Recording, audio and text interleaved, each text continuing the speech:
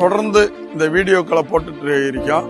எதற்காக போடுவோம்னு சொன்னா, ஆறுகாணி, பேச்சிப்பாறை, திருநந்திக்கரை, திருப்பரப்பு, குலசேகரம், பொன்மனை, இன்னும் சுருளோடு இந்த பகுதியில் இருக்கக்கூடிய 3.5 லட்சம் ரப்பர் விவசாயிகள் தொடர்ந்து பாதிக்கப்பட்டு கொண்டிருக்காங்க. நம்ம தொடர்ந்து இந்த வீடியோக்களை போட்டு கொண்டிருக்கோம். இப்ப நீங்க பார்த்துக்கிடுங்க.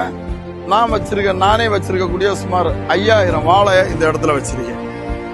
எதற்காக இதை சொல்லியேன்னா, நான் விவசாயியா என்பதை நீங்க புரிந்து கொள்ளணும்.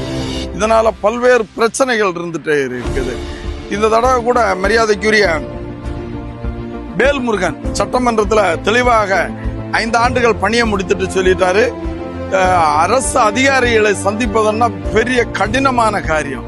அந்த கட்சிக்கானாலும் சரி, யாருக்கானாலும் சரி, இதையும் கடந்து நான் மரியாதைக்குரிய ராஜேஷ்குமார் எம்எல்ஏ, பிரின்ஸ் எம்எல்ஏ இவங்களோட சேர்ந்து சட்டமன்றத்துக்கு அந்த கூட்டத்தொடர் நேரத்திலே சுப்ரியா சாகு அவங்கள சந்திச்சிருக்கேன். அவங்க தெளிவா சொல்லிட்டாங்க, ரப்பருக்கு விலக்களிச்சே தீருவேன். நீங்க போங்க, கன்னியாகுமரி மாவட்டத்தில் போங்க, அது 2 விலக்களிச்சு தருவேன்னு சொல்லிட்டாங்க.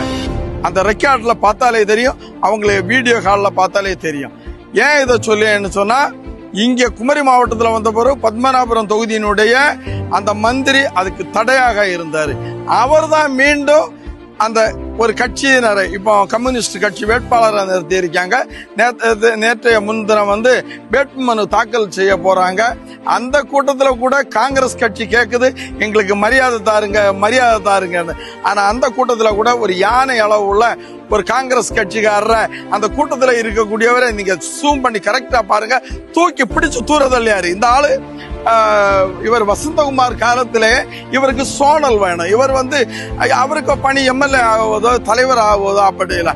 மக்கள்கிட்ட போய் இவங்களுக்கு அந்த தேர்தல் நடக்காம சோனல் கமிட்டியில இருக்கணும் அவருடைய ஆசை.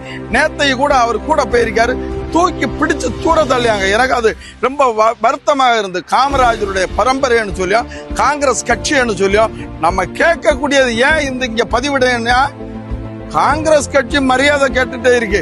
இதெல்லாம் கடந்து நீங்க அந்த வீடியோக்களை போடும்போது கொஞ்சம் பார்த்து போடுங்க. எங்களுக்கு மன கஷ்டமா இருக்கு.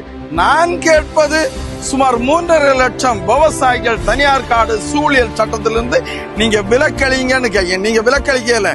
காஷ்மீர்ல குங்குமப்பூ தயாராகுது, கன்னியாகுமரியில ரப்பருடைய தரம் உயர்த்தப்படணும்னு சொன்னா இந்த அரசு, காஷ்மீர்ல துப்பாக்கி சவுண்ட் கேக்குது.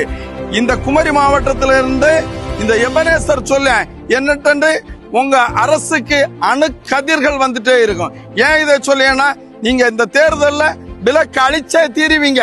தீராத பட்சத்துல இந்த விவசாயிகள் உப்பு போட்டு சாப்பிடுவேன்னு சொன்னா, பேச்சிப்பாறையில் எனக்கு சுருளோடு பகுதி வர எனக்கு நான் இண்டிபெண்டா சுயேட்சையாக நிக்கேன். எனக்கு இவங்க ஓட்டு போட்டே உங்களுக்கு சொல்லுவாங்க, ஒரு செய்தியை சொல்லுவாங்க.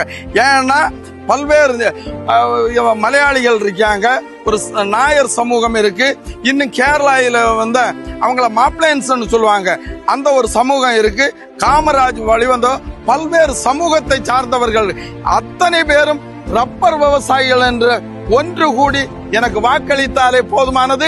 இவர்களுடைய அஸ்திபாரத்தினுடைய கல்களை நாம் பிடுங்குகின்றோம் என்பதை தெளிவுபடுத்திக் கொள்ளலாம். ஏன் இதை மீண்டும் மீண்டும் சொல்லியேன்னு சொன்னா, மரியாதைக்குரிய ஜெக்ஜித் சிங் தல்வேல் அவர்களை நான் பார்த்திருக்கேன். அவர்களோட எத்தனையோ முறை ரப்பரை பற்றி சொல்லியிருக்கேன். ஆல் இந்தியா எங்க டெல்லியில போய் சொல்லியிருக்கேன், கன்னியாகுமரியில வந்த நேரத்தில் சொல்லியிருக்கேன். அதுல ஒரு எம்எஸ்பி சுவாமிநாதன் கமிஷன் இருக்கு, விவசாயிகளுக்காக பல்வேறு கமிஷன் அரசு கொடுத்திருக்கு. ஆனா அரசு கண்டுகொள்ளவில்லை. ஏன் கண்டுகொள்ளலைன்னு சொன்னா, சினிமாயில வர்றது மாதிரி ஒரு வேட்பாளரை கொண்டு நிறுத்தியாங்க, அவங்களுக்கு ஒரு சிவப்பு துண்டை போடியாங்க, இது எங்களுடைய ஆளுன்னு சொல்லியாங்க. நீங்க விவசாயிகள் ஓட்ட போட்டு கொடுத்துட்டே இருக்குது. உங்களுக்கானவனாக நான் இந்த களத்துல நிக்கேன். எனவே தான் சொல்லேன், நீங்கள் ஓட்டு போட வேண்டியது உங்களுக்கு. ரப்பர் விவசாயம் உங்களுக்கானவன் குலசேகரத்திலே இருந்து கொண்டிருக்கேன். யாரு எப்படி வந்தாலும் நான் சொல்லிட்டேன் பாத்தீங்களா, துண்டு போட்டுட்டு சும்மா வரக்கூடியவன் இல்ல. நான் பேசியது 60 ஆண்டு கால வாழ்க்கையில 45 ஆண்டு அரசியல் வாழ்க்கைய யார் யாரு எப்படி எப்படி போனேன்னு உள்ளதெல்லாம் என்னுடைய தொடர் பதிப்புல வரும். தொடர்ந்து பார்த்துட்டே இருங்க. ரப்பருக்கு இந்த ஆண்டு விலக்கு அளித்தே தீர்விய.